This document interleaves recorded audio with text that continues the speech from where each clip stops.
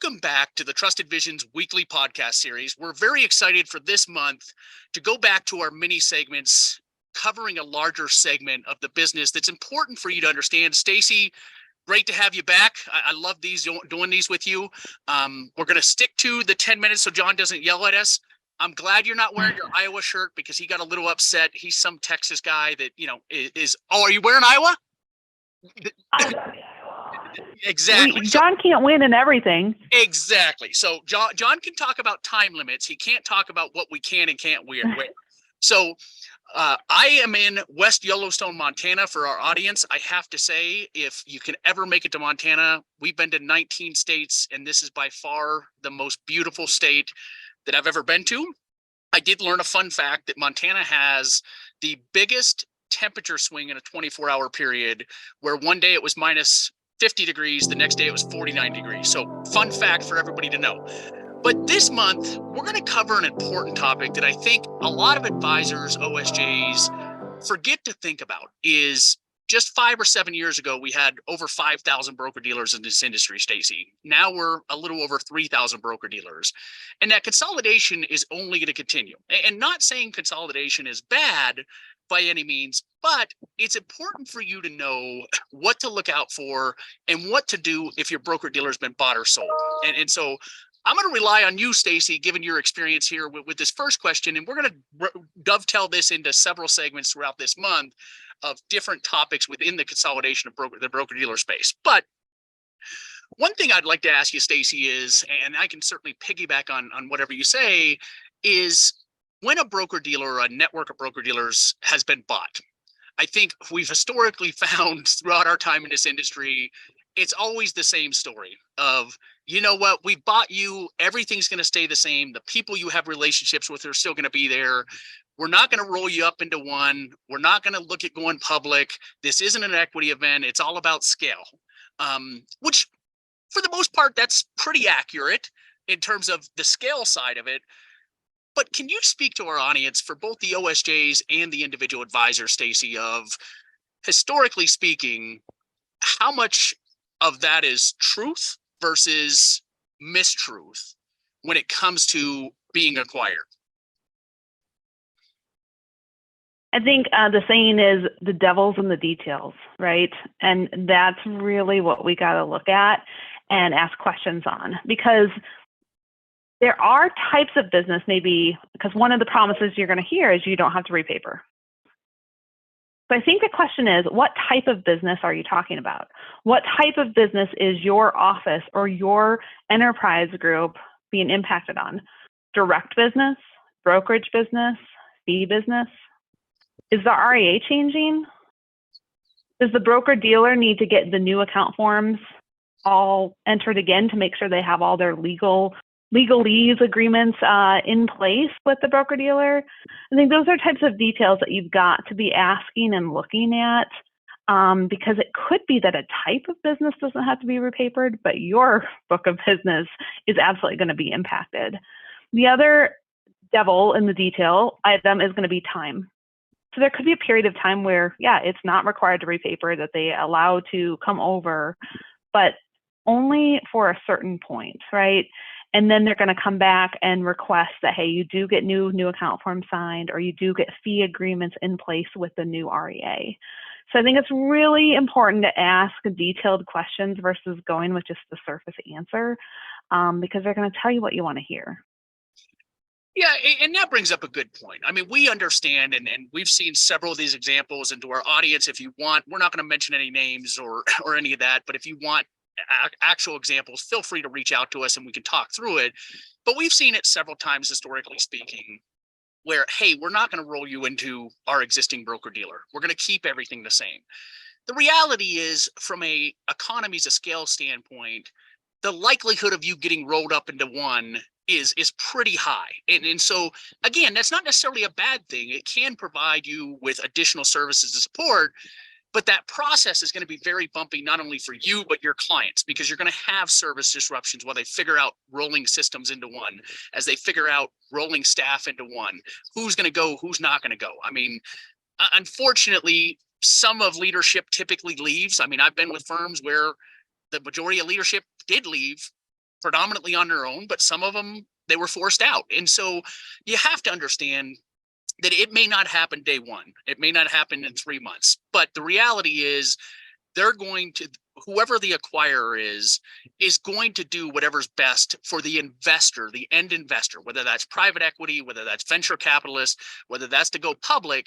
Those shareholders and those equity owners are first and foremost priority. Is it right? Not necessarily, but the reality is they're the ones that are expecting a return on their investment. They're not buying your broker dealer to necessarily just make it better for you. They want a return on their investment. Well, you can't keep, 5 back offices if you're trying to get to economies of scale. So that's one thing to understand is it's important to work with consultants like Stacey and I at Trusted Visions to understand what this acquisition means to you, your clients, and even your advisors within your group. Because I've never seen in my 23 years of doing this where an acquirer comes in and says, you know what, Stacey, we're going to roll everybody up into one. We're going to increase pricing. We're going to decrease payouts, because they're worried about attrition. So it's important that you're looking out and talking to firms like ours to understand what it truly means for you, because they're going to tell you all the good stuff. They're not going to tell you any of the negative stuff or how bumpy it's going to be. So good point there, Stacey. Second question I would have for you is, and we've seen it more probably over the last 3 years, is when an acquirer purchases a broker dealer, or even when they start making these changes of rolling everybody up or making whatever changes they're going to make, they start offering retention dollars to advisors and OSJs. And while that sounds great of, you know what, Stacey, I'm going to take the path of least resistance and get paid for it and don't have to do anything. Can you talk from your experience what it means for an advisor, what they really need to look out for when they're making the decision whether to take those retention dollars or explore their options? Yeah, I think when you're looking at exploring other options versus taking the retention dollars, it's, I think just as human beings, right, the psychology of us, like, it's easy to sometimes just stay put. Yep. We just stay with what we know, or we might accept the situation, pain and all, because it's something that we know, right? Versus change is harder, but at least you're in the control seat, and you can decide what that's going to look like. So the retention dollars, I think, is a chance to get you to stay where you're at, take some of the bumpy road that's going to come. And we know it will. Jeremy, you've seen it in your career. I've seen it in mine. Hey, nothing's going to change. It's going to be smooth as butter. And it just doesn't happen that way. I mean, think of the last technology upgrade that you faced, either in your personal or your own business, or maybe in the back office of your broker dealer. They don't all go smooth, right? So something that's this major, whether it's a consolidation or an acquisition, there's ripple effects. Even if you're not part of the acquisition, you're going to get impacted elsewhere. So that stay money is something that allows you to maybe stay and just kind of work through that. But maybe it's best to take things under control yourself. The change isn't just you're accepting it on someone else's terms, but you're making it on your own terms. Yeah, and I think an important question that advisors and OSJs have to ask themselves is, if the acquirer is saying nothing's going to change, it's only going to get better because we have better scale, the question I would ask myself as an advisor is, well, why are you paying me if it's only going to get better? Because to me, that makes no sense. I mean, broker dealers are in it to make money. So why are you offering retention dollars when you acquire us? And more importantly, and we've seen this a lot lately, is when a broker dealer finds out that you're looking to leave, they offer you money.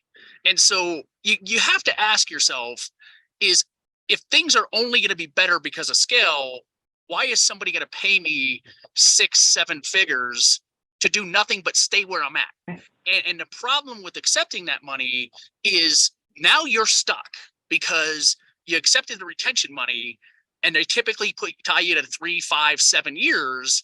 And yes, you could still leave, but you got to pay that money back. That's going to take away from whatever transition dollars you're getting from a new broker dealer. And so I think that's an important question to ask everybody in our audience is, if things are only going to get better, why is somebody going to pay me to stay where it's going to get better. So great point there, Stacey. Last question for you is, and I know we preach this all the time, and I know advisors in our audience always talk to clients about planning for life events, death, disability, marriage, divorce, whatever it is. It still amazes me that a lot of advisors don't heed their own advice and plan for those life events or those broker dealer events as it pertains to if you are bought or sold. Do you have a plan B? Can you talk, Stacey, a little bit to the thought of how important it is to have a plan B in place and why it's important? Yeah, I recall this was many years ago, a certain firm, promising they were never going to sell, things were never going to change with their custodian.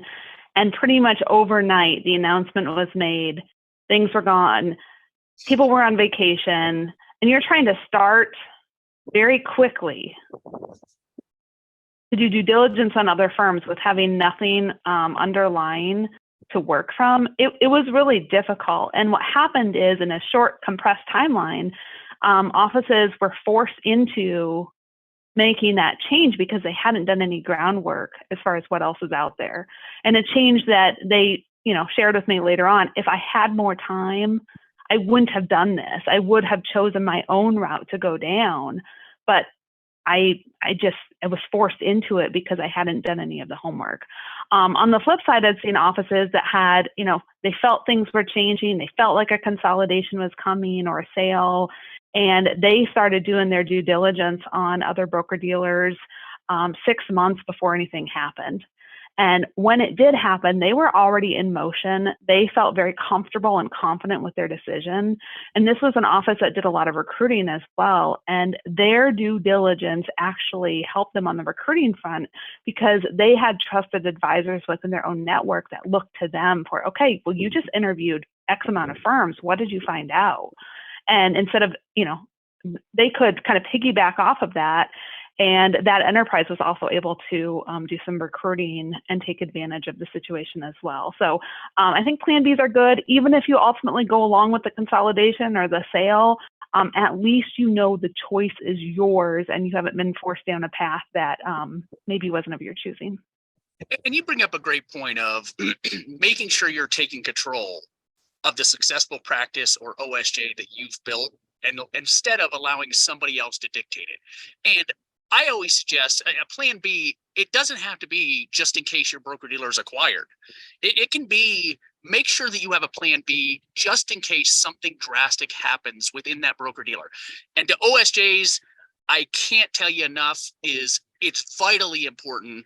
And please don't take this wrong way. It's your responsibility to ensure that you're doing the correct amount of due diligence for not only your practice, but your advisors and their practice. Because the reality is that if your firm is acquired or has been acquired, if you're not communicating with your advisors and if you're not conducting the appropriate amount of due diligence, keep in mind, these advisors are probably getting 50, 60 calls a week from different recruiters. And while the first 10 might not catch, if one of those calls is, hey, we're going to better your payout, we're going to get you better advisory pricing, we're going to get you better technology, we're going to get you a big transition check, the likelihood that your advisors are going to start depleting is it's probably going to happen. And so making sure not only are you conducting the appropriate amount of due diligence, but you're communicating to your advisors that, you know what, Stacey, I got this. You're a trusted advisor. It's my responsibility as your OSJ to make sure that we as a group are thoroughly prepared should something negative happen. And that's a hard conversation because you're afraid that too many people are going to get upset. But it's important that you have those conversations and you're conducting your appropriate amount of due diligence. And that's where I would say it's vitally important if working with a team like Trusted Visions, A, because we specialize in large groups and even individual advisors, but B, you're not starting from scratch, calling 100 different broker dealers to figure out if you're a good fit. Working with consultants that keep their pulse on the industry to ensure and can be able to tell you, hey, here's the top 3-5 firms that are important for you, and here's why, versus you're calling 100 different broker dealers to find out what's a good fit. So, Stacey, I look forward to this series. It's always a fun series talking about the consolidation in the industry. Well, It's good for the industry. There's a lot to unpack there. So as we did last week, if you could share your contact information, should anybody want to reach out to you, and I will do the same. If you want those examples of firms in the past that have said nothing's going to change, we have publications, we have the expertise. But Stacey, I'll let you share your contact information. Yep, it's Stacey Martin at Trusted Visions. So the email, again, stacy.martin@trustedvisions.com. My phone number is 641-919-6722. And you can always reach out to me, 480-430-5012 or info@trustedvisions.com. Please comment on our LinkedIn page, visit our YouTube page. If you need any advice about Montana, please feel free to reach out to me directly. Have a great week. We look forward to talking to you next week.